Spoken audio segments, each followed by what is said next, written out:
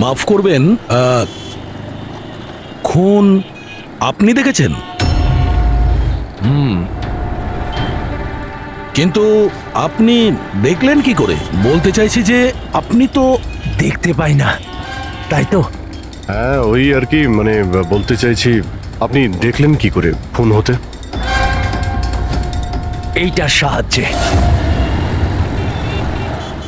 এটার সাহায্যে? কি এটা? এটা সেন্সর গ্লাভস। এতে সেন্সর ফিট করা আছে, যার থেকে অদৃশ্য তরঙ্গ বেরিয়ে যায়। ওই তরঙ্গের সামনে যা কিছু থাকে ওতে ধাক্কা খেয়ে ওগুলো ফিরে আসে। তাতে আমি জানতে পারি যে আমার সামনে কি হচ্ছে। মানে এক প্রকার এটা আপনার চোখের কাজ করে? হ্যাঁ, আপনি সেটা বলতে পারেন। আরে কিন্তু এটা এটা কি করে হতে পারে? হতে পারে। এক মিনিট, আপনি আপনি একজন মহিলা, আপনি চুল বেঁধে রেখেছেন। স্যার, এটা তো ইনি আন্দাজেই বলছেন। আর আপনি আপনি বেশ গোলগাল দেখতে, হেলদি ইয়াং বয়। এটা তো ভুল বলেননি, দিন দিন তো মোটা হচ্ছে। ওয়েট তো চেক করেছিলাম স্যার, একটু কমও দেখাচ্ছিল। আপনি বলছেন যে এই ডিভাইসের সাহায্যে আপনি দেখেছেন কাউকে খুন হতে? একটা মেয়ের খুন হয়েছে স্যার, তাকে গুলি করা হয়েছে, গুলি। কোথায়? আই মিন এখানেই কাছাকাছি? না, এখানে নয়, এই এই জায়গাটা একটু এবড়ো খেবড়ো। ওটা খুব স্মুথ ছিল, ওখানে সিঁড়িও ছিল না। আচ্ছা, আপনি ওই জায়গা থেকে এখানে কি করে এলেন? জানি না, ঘটনাস্থলে কেউ আমাকে এখানে পিছন থেকে মারলো, আর তারপর আর কিছু জানি না। চোখ খুলে দেখলাম আমি এখানে। সঞ্জীব বাবু, কাল রাতে কি হয়েছিল আপনি আপনি ডিটেলসে বলুন আমাদের। আসলে আমি কাজ থেকে ফিরছিলাম, আর তখন আমার অটোটা একটা সিগনালে দাঁড়ায়। হে হে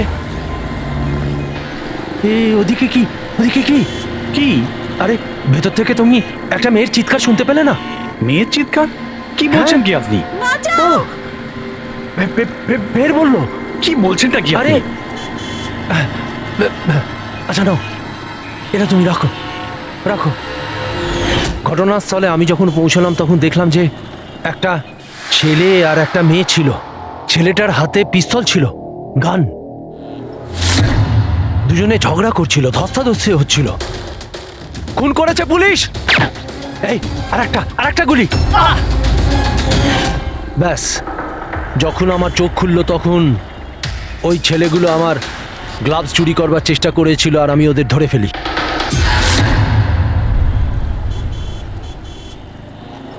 আর আপনি অজ্ঞান হয়ে যাওয়ার পরে খুনি আপনাকে এখানে নিয়ে এসছে আর এখানে ফেলে পালিয়ে গেছে? হ্যাঁ, হতে পারে। আচ্ছা, ওই জায়গাটা কোথায় যেখানে মেয়েটার গুলি লেগেছিল? না স্যার, আমি জানি না। আচ্ছা, আন্ধারিতে ওই অটো যে সিগন্যালে দাঁড়িয়েছিল, যেখানে আপনি মেয়েটার চিৎকার শুনেছিলেন, সেই জায়গাটা জানেন আপনি? মনে আছে? আই অ্যাম সরি, আমি এ ব্যাপারে আপনাদের হেল্প করতে পারবো না। ইটস ওকে, ইটস ওকে, আপনি চিন্তা করবেন না, আমরা ওই জায়গাটার খোঁজ নিয়ে নেব। কিন্তু কি করে? ওই অটো ড্রাইভারকে জিজ্ঞাসা করব। এত বড় শহরে ওই ড্রাইভারকে আপনি কোথায় খুঁজে পাবেন স্যার? পেয়ে যাব। ওদের নেটওয়ার্ক খুবই ফাস্ট, সারা শহরে ছড়িয়ে আছে, পেয়ে যাব। ওনার নাম, ঠিকানা বা অন্য কিছু জানেন আপনি?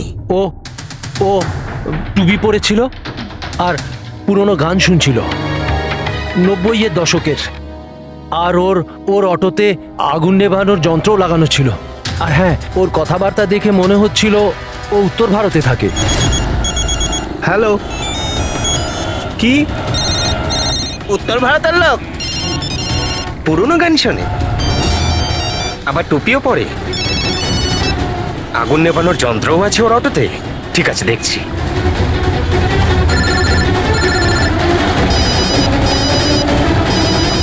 Hello hello Raju. হ্যাঁ ভাই, সিআইডি অফিসারেরা একজন অটো চালককে খুঁজছে যে টুপি পরে, আর ওর গাড়িতে নাকি একটা আগুন নেভানোর যন্ত্র লাগানো আছে। টুপি ঋষিদ হবে ভাই। হ্যাঁ রাজু বল। ঋষিদ, কাল রাতে কি আন্ধেরির কোনো সিগন্যালে ছিলিস? হ্যাঁ ছিলাম তো, বল। ওখানে কোনো প্যাসেঞ্জার নেমেছিল নাকি? হ্যাঁ, কিন্তু ও তো অন্ধ ছিল। কি হয়েছে নাকি বল? আরে ওর সাথে একটা দুর্ঘটনা ঘটে গেছে। সিআইডির লোকেদেরকে নিয়ে এসেছে, তোর সাথে দেখা করতে চায়। সিআইডি? সঞ্জীব বাবু, দেখে বলুন তো যে এই অটোওয়ালা কিনা, মনে পড়ছে কিছু আপনার? হ্যাঁ স্যার, ইনিই তো ছিলেন। হ্যাঁ এই ছেলেটা। স্যার আমি কিছু করিনি স্যার, আমি কোনো চিৎকার শুনিনি স্যার। হ্যাঁ স্যার, ইনি চিৎকার শুনেছিলেন, কিন্তু আমার স্ত্রী অসুস্থ ছিল, আমার হসপিটাল যাওয়ার ছিল, তাই আমি ওনাকে ছেড়ে চলে গেছি। আরে ভয় পেও না, তোমায় কেউ কিচ্ছু বলবে না। তুমি বলো এই লোকটাকে তুমি কোথায় নামিয়েছিলে? এই তো এই সিগন্যালে ছেড়েছি স্যার। তারপর ওই সিগন্যাল থেকে কোন দিকে গিয়েছিলেন উনি? এই সামনের গলিটার মধ্যে স্যার। ঠিক আছে, তুমি যাও। Thank you very much, thank you. আসুন। আসুন সঞ্জীব বাবু। অটোওয়ালা আপনাকে এই গলির মধ্যে আসতে দেখেছিল। এখানে দুটো রাস্তা আছে, একটা এটা আর একটা ওটা।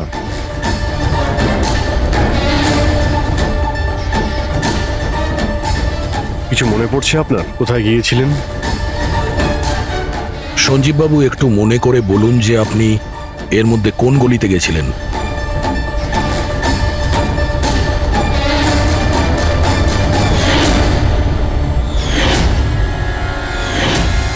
একটা পাখির মতো দেখতে মূর্তি ছিল।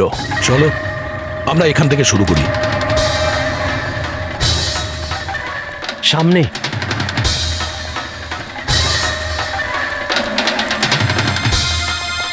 স্যার এই দেখুন। সঞ্জীব বাবু দেখুন তো এই মূর্তিটাই কিনা? হ্যাঁ হ্যাঁ এটাই। অভিজিৎ স্যার, মূর্তি গুড। এই যে এইটাই। আচ্ছা, এর পরে সঞ্জীব বাবু, এরপর মনে আছে আপনি কোথায় গিয়েছিলেন? তিনটে গোল দেখতে পেয়েছিলাম। তোমরা ওই দিকটা দেখো, আমরা এদিকে যাচ্ছি।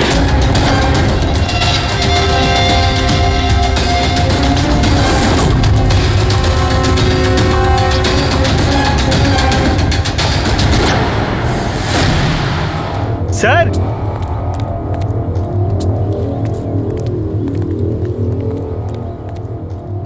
হ্যাঁ এটা রাউন্ড শেপ, একটা নিচে আর একটা।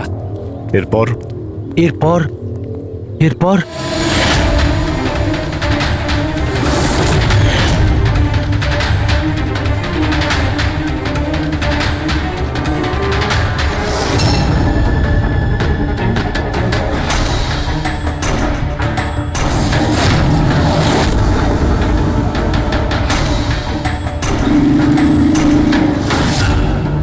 এদিকে এদিকে, এই যে। সাবধানে।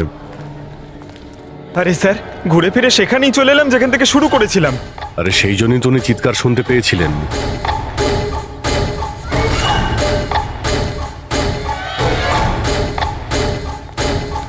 স্যার, এই জায়গাটা একেবারে জনবসতির মাঝখানে, তাহলে গুলি চলার আওয়াজ কেউ শুনতে পাইনি কেন? কারণ গানে সাইলেন্সার লাগানো ছিল।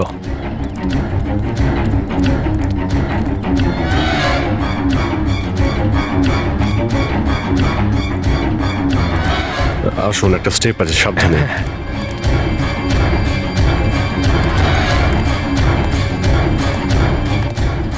না না ঠিক আছে।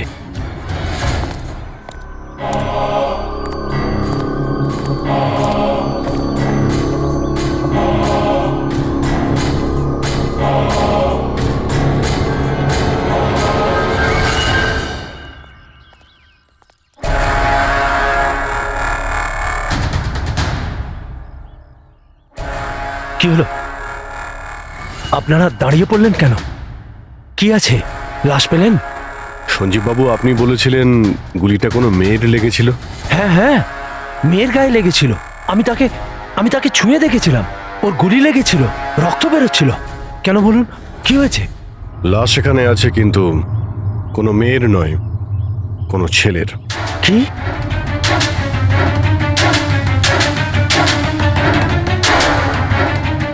He is dead. মনে হচ্ছে সেই যে ওই মেয়েটাকে মারার চেষ্টা করেছিল।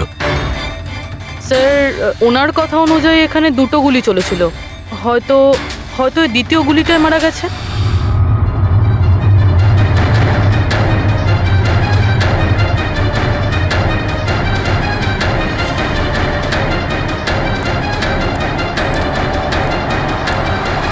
স্যার, স্যার এখানেও তো রক্ত পড়ে আছে। ওটা যদি ওর রক্ত না হয় তাহলে ওই মেয়েটার হতে পারে। গুলি তো ওর এখানেই লেগেছিল স্যার। যদি মেয়েটার এখানে গুলি লাগে তো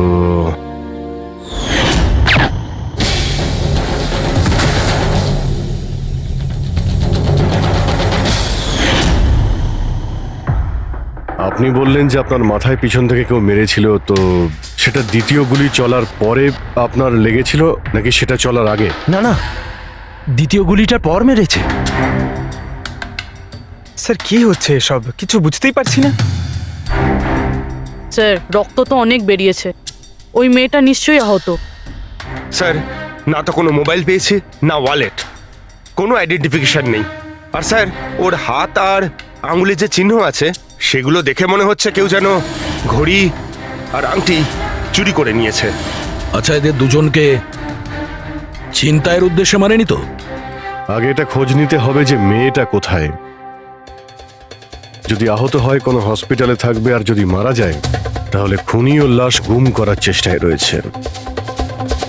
মিসিং পারসন ব্যুরোতে খোঁজ নিয়ে দেখো তো এর ব্যাপারে কিছু জানতে পারা যায় কিনা। বস, ক্রাইম স্পটে ওই জায়গাতে মাটির ওপর যে রক্ত পাওয়া গেছিল, ডিএনএ টেস্ট অনুসারে ওই রক্তটা কোনো মেয়ের। আসলে এই মেয়েটা ওই সময় ওখানে উপস্থিত ছিল না যখন তোমরা গেছিলে, কিন্তু ক্রাইম যখন হয়েছিল তখন ওই মেয়েটা নিশ্চয়ই ওখানে ছিল। আর স্যার, দুর্ঘটনার সময় রাত 11টা থেকে 1টার মধ্যে। ঠিকই তো আছে, সঞ্জীবও তো ওই সময় ছিল 11:30 নাগাদ। হ্যাঁ স্যার, আর সঞ্জীব বাবুকে অজ্ঞান অবস্থায় সেখানে রেখে দেয় যেখান থেকে আমরা ওনাকে পাই। আরো একটা কথা স্যার, দুটো গুলি চলেছিল, মেয়েটার গুলি লেগেছিল আর ও ওখানেই অজ্ঞান হয়ে পড়ে গেছিল সঞ্জীব বাবুর কাছেই। তারপরে স্যার দ্বিতীয় গুলিটা করা হয়েছিল যেটা ছেলেটার লেগেছিল। তার মানে সঞ্জীব বাবু ছাড়াও ওখানে আর কেউ ছিল যে ওই আহত মেয়েটাকে ওখান থেকে নিয়ে গিয়েছিল আর সঞ্জীব বাবুকে ওই ফুটপাতে ফেলে গেছিল। স্যার আমি আশেপাশের এলাকায় খোঁজ নিয়েছি, ওখানে কেউই কোনো ছেলে এবং মেয়েকে আসতে বা কোনো আহত মেয়েকে ওখান থেকে যেতে দেখেনি। আচ্ছা, সালুকে একটা কথা বলো, যদি খুনি সঞ্জীবকে ক্রাইম সিন থেকে তুলে নিয়ে গিয়ে ওখানে যেখানে আমরা ওকে পাই, তাহলে হতে পারে ওই লোকটার কোনো ট্রেসেস সঞ্জীবের পোশাকে আছে। খোঁজ নিতে পারবে কে ছিল সে? অবশ্যই খোঁজ নিতে পারবো। তাহলে খোঁজ নাও।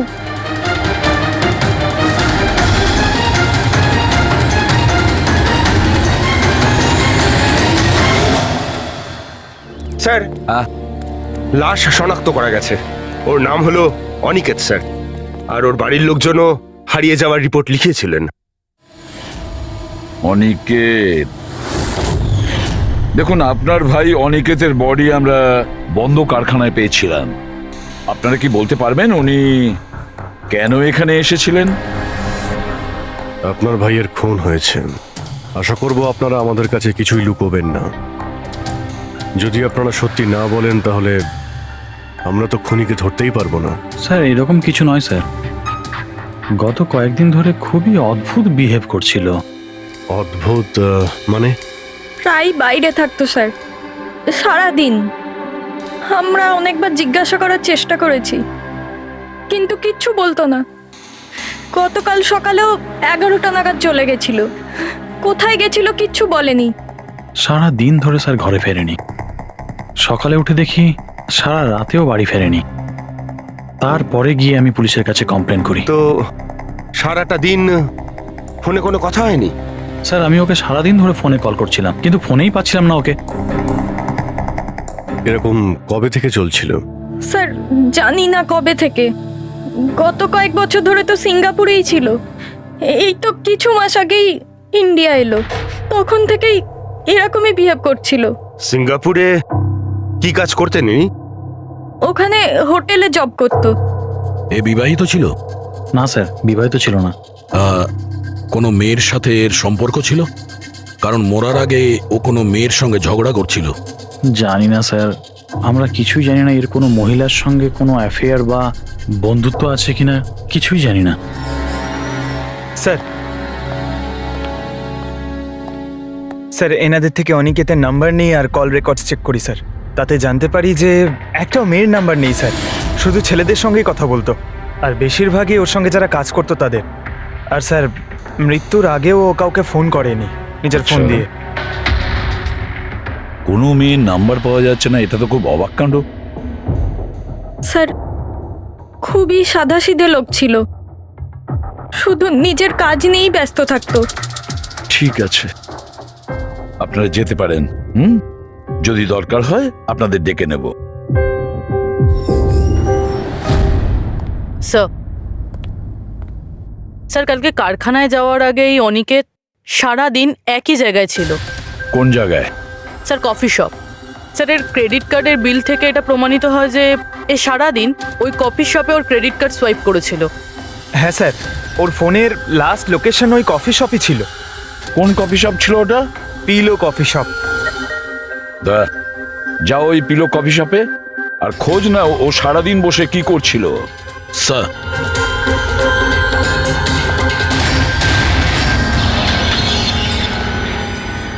বস, কি খবর নিয়ে এসেছো? এমন খবর এনেছি যেটা আমাদের কাছে খুব জরুরি। কি? এর পোশাকের মধ্যে আমি কয়েকটা আলাদা আলাদা ডিএনএ স্যাম্পল পেয়েছি। কিছু মানে? কিছু মানে 5 জন লোকের ডিএনএ স্যাম্পল পেয়েছি। 5? হ্যাঁ 5, আর এই 5 জনই মেয়ে। আর সঞ্জীবের জামা কাপড় থেকে আমরা 2 ধরনের ডিএনএ পেয়েছি, আর এই দুটো স্যাম্পল অনিকেতের জামা কাপড় থেকে পাওয়া স্যাম্পলের সঙ্গে ম্যাচ করে গেছে। মানে 5 জনের মধ্যে 2 জন যারা অনিকেতকে ছুঁয়েছিল, ওরা আবার সঞ্জীব বাবুকেও ছুঁয়েছিল। তার মানে অভিজিৎ, এই পুরো কাজটা দুটো মেয়েই করেছে।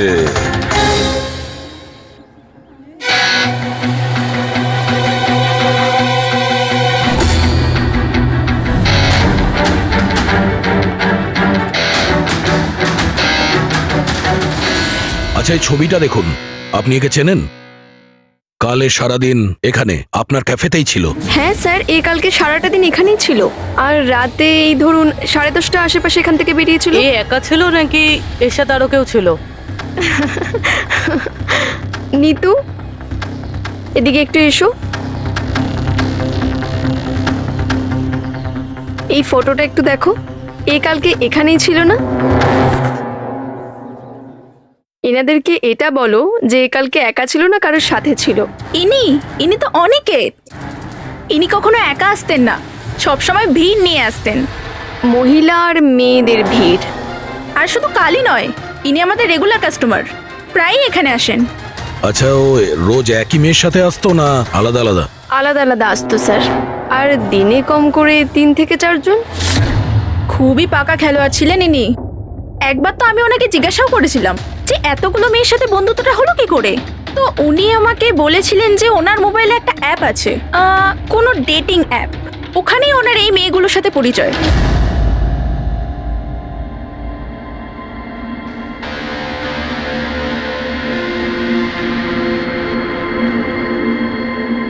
কিছু জানতে পেরেছো? হ্যাঁ স্যার, অনিকেতের ডেটিং অ্যাপের ব্যাপারে জানা গেছে। ওই অ্যাপটার নাম ম্যাচ আপ। Match up? এটা দুজনের সাথে বিয়ে দেওয়ার কোনো অ্যাপ নয় তো? হ্যাঁ স্যার, ওই রকমই কিছু, কিন্তু অনিকেত এই অ্যাপের ভুল ব্যবহার করেছে। ও এই অ্যাপের সাহায্যে এতগুলো মেয়ের সঙ্গে কন্ট্যাক্ট করেছে স্যার, আর ওদের সঙ্গে বন্ধুত্ব করেছে। আর মনে হচ্ছে বিয়েও কাউকেই করতে চায়নি, শুধুমাত্র টাইম পাস করছিল। এই অ্যাপে শুধুমাত্র চ্যাটিংই হয়, আর কারো নাম্বার এই অ্যাপে শো করে না স্যার।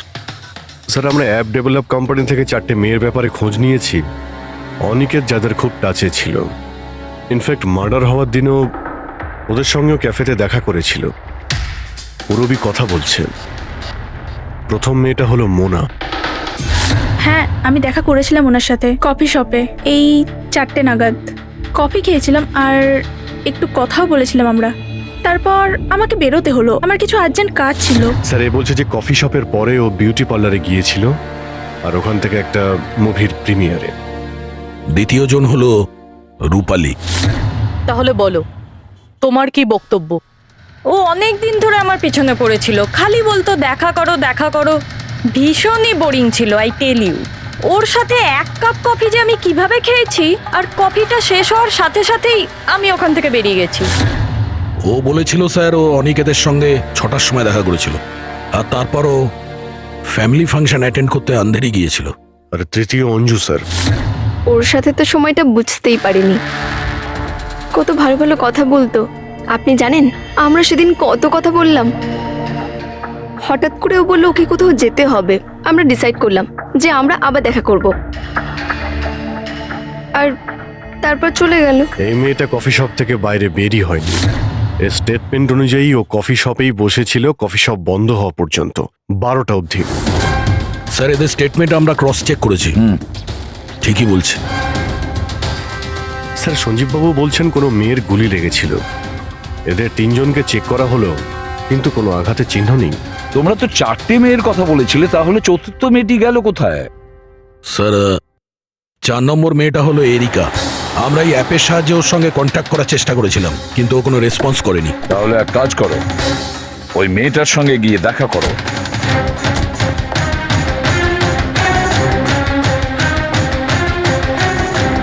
রজত, তাড়াতাড়ি রেডি হও।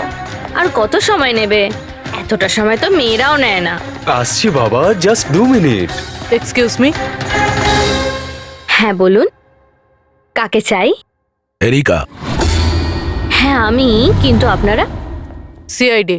সিআইডি? এসব কি? হ্যাঁ, কি হয়েছে স্যার? স্যার কোনো প্রবলেম হয়েছে? আপনাকে আমরা মেসেজও করেছিলাম ম্যাচ আপ অ্যাপ থেকে। আপনাকে সিআইডি ব্যুরোতে আসতে বলেছিলাম, আপনি আসেননি, তো আমাদের আসতে হলো। Match up app? এটা কি? Dating app. Dating app?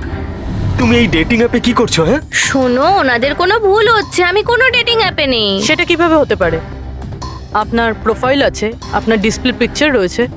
শুনুন, আমি একজন বিবাহিতা, আমি কোনো ম্যারেজ সাইট বা ডেটিং অ্যাপে নেই। ইনি আমার হাজব্যান্ড রজত, আর আমি ওনার সাথে বিয়ে করে খুব হ্যাপি। আমার এসব করার কোনো প্রয়োজন নেই। ম্যাডাম, আপনি যদি সত্যি বলেন তাহলে এটা কি? আপনার প্রোফাইলে এই ডেটিং অ্যাপে কি করে? দেখুন, আমি সত্যি বলছি, আমি জানি না এটা কি। আমি এরকম কোনো প্রোফাইলই বানাইনি। তো আপনি এটা বলতে চাইছেন যে আপনার নামে কেউ ফেক আইডি বানিয়েছে? আচ্ছা, আপনি কোনো অনিকেত নামে কাউকে চেনেন? অনিকেত? এই লোকটা? না স্যার, আমি একে চিনি না। স্যার কি করছেন আপনারা? কেন আমাদেরকে ডেকেছেন? আমরা আপনাদের বলিনি, কিন্তু অনিকেত, যার সঙ্গে আপনারা কফি শপে দেখা করেছিলেন, ওর খুন হয়ে গেছে ওই রাতেই। কিন্তু স্যার, আমরা ওকে কেন মারবো? আমরা তো ওকে ঠিকমতো চিনতামই না। ইনফ্যাক্ট এই ঘটনার কিছুদিন আগে তো ওর সাথে চ্যাট হয়েছিল আমার অ্যাপে। হ্যাঁ, আর ওই দিনই তো আমি প্রথমবার দেখা করেছিলাম ওর সাথে। আর আমার সাথে তো ওর সেরকম কোনো শত্রুতাও ছিল না। আর আমি তো ওই অ্যাপেই নেই, এমনকি আমি ওকে চিনিও না। ওই অ্যাপের প্রোফাইলে আপনার পার্সোনাল পিকচার ছিল।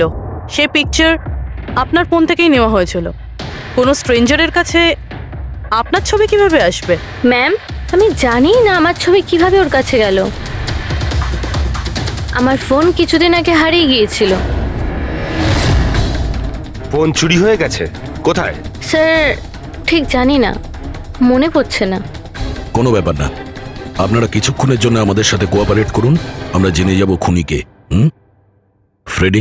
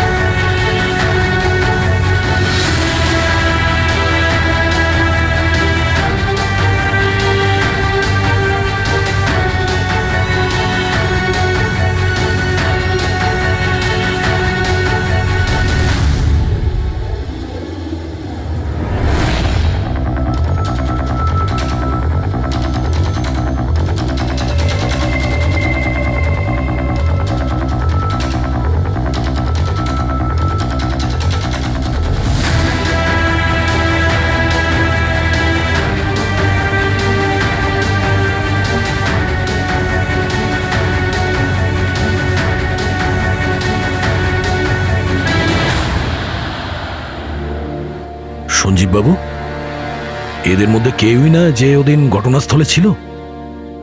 এদের মধ্যে কেউ নয়। ঠিক আছে, আপাতত আপনারা যেতে পারেন। Thank you.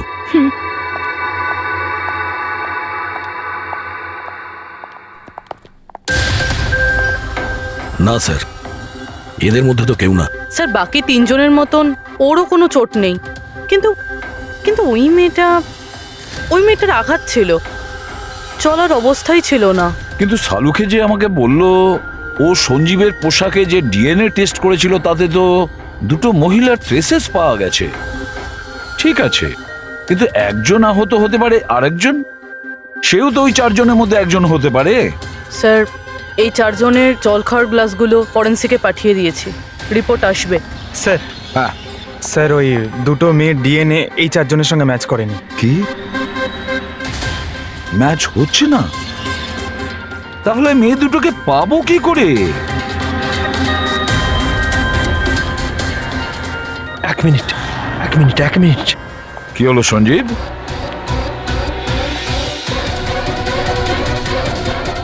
এসিবি স্যার, আমি এই গন্ধটা চিনি। গন্ধ? আমার আফটার শেভ মনে হয় স্যার। না না, এটা ওই গন্ধ যেটা আমি ঘটনাস্থলে পেয়েছিলাম, একদম ওটার মতো। কফি আর চা?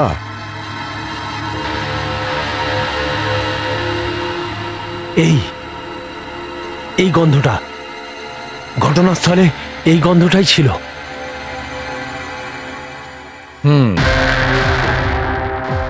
আর আমি পঙ্কজের জামার হাতার ওপরে কফির দাগ পেয়েছি। হ্যাঁ স্যার, ওই সকালে কফি বানাচ্ছিলাম না, তাই একটু পড়ে গেছিল। তার মানে ডক্টর সালুখে ওই ক্রাইম সিনে কফি আর চায়ের মিশ্রিত একটা গন্ধ ছিল। ক্রাইম সিনে না খুনির কাছে? চা আর কফির মিশ্রিত কোনো স্মেল তখনই আসে যখন সে বারবার চা আর কফি বানায়, যেমন কোনো কুক বা কেউ কফি শপে কাজ করলে, যেমন পিলো কফিতে। পুরো একটা কাজ করো, এরিকাকে জিজ্ঞেস করো যে ওর ফোন পিলো কফি শপের আশেপাশে হারিয়েছিল কিনা। স্যার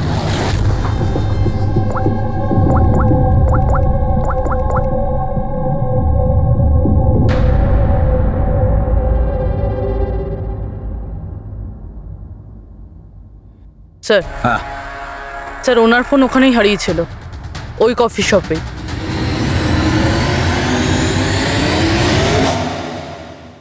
এই মেয়েটা এখানে প্রায়ই আসে না?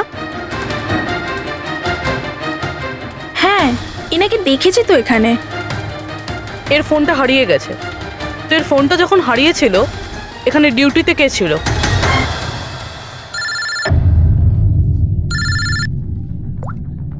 হ্যালো, হ্যাঁ ফ্রেডি। ও গুড, ঠিক আছে, আমরা এক্ষুনি ওখানে পৌঁছচ্ছি। পুরবি, স্যার ফ্রেডির ফোন ছিল, ওই হসপিটালটার খোঁজ পাওয়া গেছে যেখানে ওই আহত মেয়েটা ভর্তি আছে। স্যার ওই মহিলাই যে অনিকেতের খুন করেছিল? হ্যাঁ ওই মেয়েটা। আমাদের এক্ষুনি ওখানে যেতে হবে। স্যার আমাদের এখন বেরোতে হবে, কিন্তু যতক্ষণ অবধি জিজ্ঞাসাবাদ কমপ্লিট না হচ্ছে কেউ কফি শপ থেকে বেরোবে না।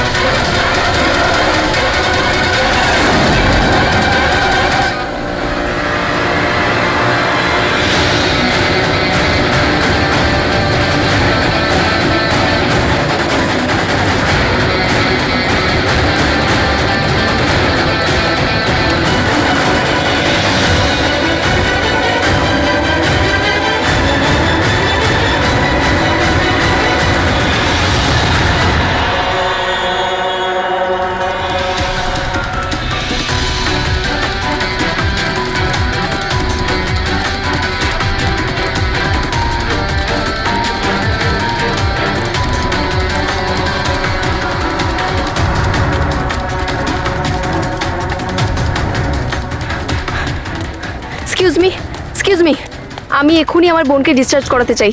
আপনি এক্ষুনি ডিসচার্জ পেপার তৈরি করুন তাড়াতাড়ি। ডিসচার্জ? কিন্তু উনি তো এখনো কোমায়। দেখুন, আমার এসব জেনে কোনো কাজ নেই, আমাদের এক্ষুনি এখান থেকে বেরোতে হবে। আপনি তাড়াতাড়ি করুন। এভাবে কি করে ডিসচার্জ করে দিই? ওনার প্রাণের থেকেও কি এমন বেশি জরুরি? দেখুন, আমার এত তর্ক করার কোনো সময় নেই, আপনি আমার সঙ্গে তর্ক করবেন না। তাড়াতাড়ি করুন প্লিজ, যেটা বললাম সেটা করুন।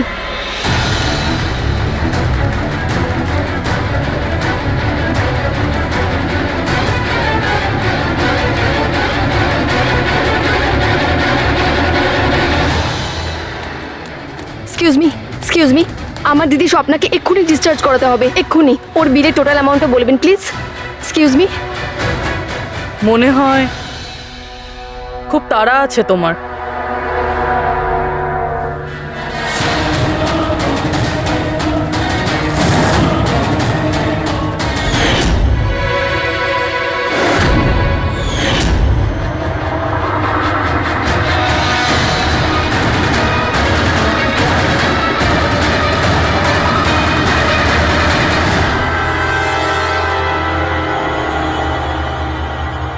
ক্যাফেতে ওই ফোন কলটা, ওটা আমাদেরই প্ল্যান ছিল। আমরা এটাই দেখতে চাইছিলাম যে ওই আহত মেয়েটার মিথ্যে খবরের জালে কে ফাঁসে। আর তুমি ফেসে গেলে, এটাও ভাবলে না যে সিআইডি তোমাকে ফলো করছে? তুমি নিজেই আমাদের এখানে নিয়ে এসেছো, আর তাই পালিয়ে কোনো লাভ নেই।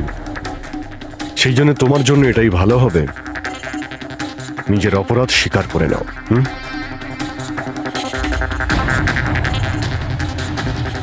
অনিকেত আমার দিদিকে জীবন্ত অবস্থাতে মেরে ফেলেছিল। ওদের সিঙ্গাপুরে দেখা হয়েছিল, আর ও ওখানেই আমার দিদিকে বিয়ের মিথ্যে প্রতিশ্রুতি দিয়েছিল। ওরা এঙ্গেজমেন্টও করে নেয়, আর তারপরে বিয়ের কথা বললেই ও এড়িয়েই যেত। আমার দিদি যখনই বিয়ের ডেট ফিক্স করার কোনো কথা তুলতো, তখন সবসময় কোনো না কোনো অজুহাত দিতে শুরু করতো। আর এই ধরুন 6 মাস আগে ও বলল যে ওর মা নাকি খুব অসুস্থ, আর ওর মায়ের চিকিৎসার জন্য টাকার দরকার। আর আমার দিদি নিজের জীবনের সব সেভিংসটা দিয়ে দিয়েছিল। আর ও বলল যে ও সিঙ্গাপুর থেকে ফিরে এসেই আমার দিদিকে বিয়ে করবে। আর টাকা পয়সা নিয়ে অনিকেত সিঙ্গাপুর থেকে মুম্বাই আসে। হ্যাঁ, স্বপ্ন ওর অপেক্ষা করতে থাকলো, আর সেটাও পুরো 3 মাস ধরে। তারপরে একদিন আমি দেখলাম যে ও মুম্বাইয়ের ওই ক্যাফেতে ছিল, তাও আবার অন্য মেয়েদের সাথে। তার মানে ও স্বপ্নাকে বিয়ে করতেই চায়নি? না, ও স্বপ্নাকে ঠকাচ্ছিল। ও স্বপ্নারই ইনকাম করা টাকা অন্য মেয়েদের পেছনে ওড়াচ্ছিল। আর আর ওর মাও কিন্তু অসুস্থ ছিল না, কারণ ওর তো কোনো মাই ছিল না। ওর মা তো অনেকদিন আগেই মারা গেছিলেন। তাই তুমি প্রতিশোধ নেওয়ার একটা প্ল্যান করলে। স্বপ্না তো আমার কোনো কথা বিশ্বাস করতে চাইতোই না। ওর ভালোবাসা অন্ধ হয়ে গেছিল। ওর প্রমাণের দরকার ছিল, তাই অনিকেতের সত্যিটা সামনে আনার জন্য আমি এরিকার ফোন চুরি করি, আর ওর নাম দিয়েই আমি ম্যাচআপ অ্যাপে ওর ফেক প্রোফাইল তৈরি করি, আর অনিকেতের সঙ্গে চ্যাটিং করতাম। আর ও ইজিলি আমার ফাঁদে পড়ে যায়। তারপরে আমি ওকে ওই ফ্যাক্টরিতে আসতে বলি, আর তার সাথে স্বপ্নাকেও আসতে বলি, যাতে ও নিজের চোখে সবকিছু দেখতে পাক। কিন্তু ওই দিন যখন আমি ওখানে গেছিলাম, তখন আমি দেখলাম যে... এটা কি করছো তুমি? হিসেবটা শেষ করে দিচ্ছি। তুমি আমার সাথে যা করেছো তারই শাস্তি এটা। আমি সব জানি তুমি আমার টাকা কোথায় কোথায় খরচ করেছো, আর কত মেয়ের জীবন তুমি নষ্ট করবে। Aniket, please drop the gun. Aniket please, টাকা চাই তোর। তুমি এটা কি করছো? বেরো এখান থেকে, চুপচাপ বেরো এখান থেকে। আরে ছাড়ো ওকে, ছেড়ে দাও। ওকে বললাম না বেরো এখান থেকে।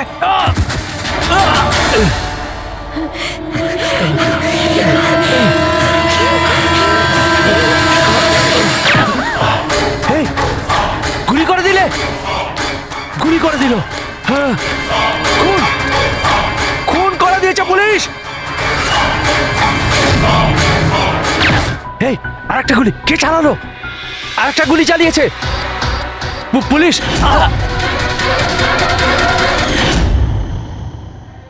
তুমি জানো, অনিকেতের লাশ পর্যন্ত আমাদের ওই সঞ্জীব বাবু পৌঁছে দিয়েছিলেন। উনি দেখতে পান না, কিন্তু ওনার ওই সংবেদনশীল দস্তানা সেনসিটিভ গ্লাভস চোখের থেকে কম না। প্রতিশোধ নেওয়ার জন্য তুমি অনিকেতকে খুনই করে দিলে, কিন্তু এখন তো সারা জীবন জেলেই কাটবে। আর তোমার বোন স্বপ্না, যার জন্য তুমি এই সব করলে, সে তো আগে থেকেই কোমাতে রয়েছে। আর যেদিনও কোমা থেকে ঠিক হবে সেদিন তোমার কাছেই যাবে, জেলের গরাদের পিছনে।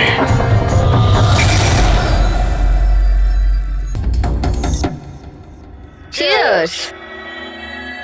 টাকাটা কবে ট্রান্সফার করছেন মিস্টার কুমার?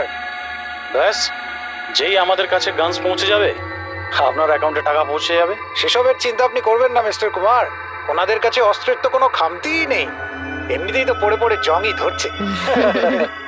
হ্যাঁ, তাছাড়া পাওয়ারে থাকার তো এটাই সুবিধা, তাই না? যখন যেটা মন চায় করে না। আপনি শুধু এই কনসাইনমেন্টটা সম্পূর্ণ করে দিন, আমাদের তো একসঙ্গে অনেক কাজ করতে হবে, তাই না? একদম। আর এটা তো সবে শুরু। আমি যতদিন আছি আপনাদের দুজনকে কোনো চিন্তা করার দরকার নেই। এটা একটা স্যাম্পল দয়া, এটা থেকে কিছু প্রমাণ করা যাবে না। অবশ্য প্রমাণ হিসেবে আয়েশার কাছে দেওয়ার মতো অনেক কিছুই ছিল, কিন্তু ও আমাদের কিছুই দেয়নি। ও চেয়েছিল যে এই সমস্ত প্রমাণগুলো ও কোর্টের হাতে নিজেই দেবে। নিজের নিরাপত্তার বদলে ও আমাদের সামনে এই শর্ত রেখেছিল। বাকি টেপগুলো ছাড়া এই টেপ আমাদের কোনো কাজেই আসবে না। এই টেপ আপনার কাজের না হতে পারে, কিন্তু আমাদের কাজে লাগতে পারে। এই তিনজনকে ব্যুরোতে টাকার জন্য যথেষ্ট। যে লেভেল পর্যন্ত এরা পৌঁছেছে, এদের পক্ষে আয়েশার মার্ডার প্ল্যান করা খুব একটা বড় ব্যাপার নয়। ছিলাম এগুলো ওই লোকগুলোর স্টেটমেন্ট আর সিগনেচার, যারা কাল রাত 9টা থেকে 3টে অবধি আমার ক্লায়েন্টের সাথে ছিল। টাইম তো আমরা জিজ্ঞাসা করিনি। দেখুন, আয়েশার মাথা খারাপ ছিল, ও এমনই মন গড়া গল্পগুলো শোনাতো যাতে ও শাস্তি থেকে বেঁচে যায়। That's it. আয়েশা আপনাকে ঠকিয়েছে, আপনার বিরুদ্ধে সিবিআই এর কাছে প্রমাণ দিয়েছে। রাগ হওয়াটা তো স্বাভাবিক। হ্যাঁ, ভেবেছিলেন খুন করে দেওয়া যাক ওকে? রাগ নয় স্যার, বরং আফসোস হলো ওর ওপর। কারণ ও চাইলেও কিছু করে উঠতে পারতো না স্যার, কারণ ওর করার মতো কিছুই ছিল না। এটা আমার ক্লায়েন্ট রাহুলের অ্যালিবাই। কাল রাত্রে ইনি কিন্তু নিজের বিজনেস পার্টনারদের সাথেই ছিলেন, এর মধ্যে সমস্ত ডিটেলস আছে।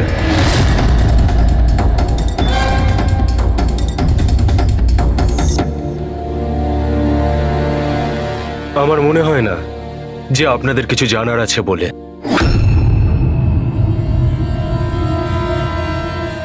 আপনারা যেতে পারেন। ধন্যবাদ। মার্ডারের সময় আমার ক্লায়েন্ট ফ্যামিলি ফাংশনে বিজি ছিলেন, আর এই হচ্ছে তার প্রমাণ। মিস আয়েশার কাছে আপনার বিরুদ্ধে প্রমাণ ছিল মিস্টার কুমার। আর এমন প্রমাণ যা আপনাকে বরবাদ করে দেওয়ার জন্য যথেষ্ট। আয়েশা খুবই চালাক মেয়ে, ভালো হয়েছে মারা গেছে, নাহলে আমি ওকে মেরে ফেলতাম। মারতেন না মেরে ফেলেছেন? না স্যার, আমি ওকে মারিনি, কিন্তু ওই মানুষটাকে আমি নিশ্চয়ই থ্যাঙ্কস বলবো যে আমার মনের ইচ্ছেটাকে পূরণ করেছে। আপনি যেতে পারেন, তবে খুব তাড়াতাড়ি দেখা হবে। Thank you.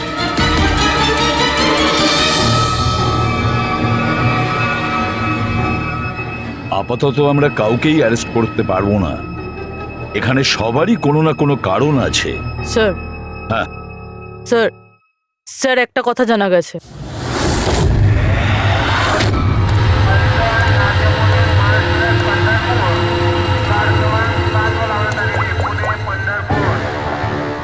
হ্যালো, হ্যাঁ, সব কিছু তৈরি। একটা কথা মনে রেখো, কোনো ভুলভ্রান্তি যেন না হয়। এই তো দাদা, চলে আসুন, বাস ছাড়বে, বাস ছাড়বে।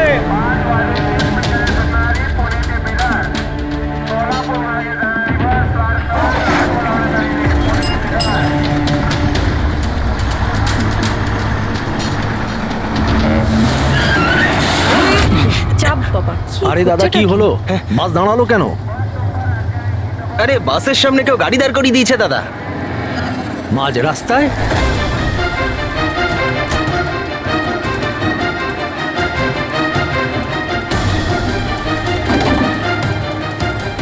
স্যার, আপনারা এখানে?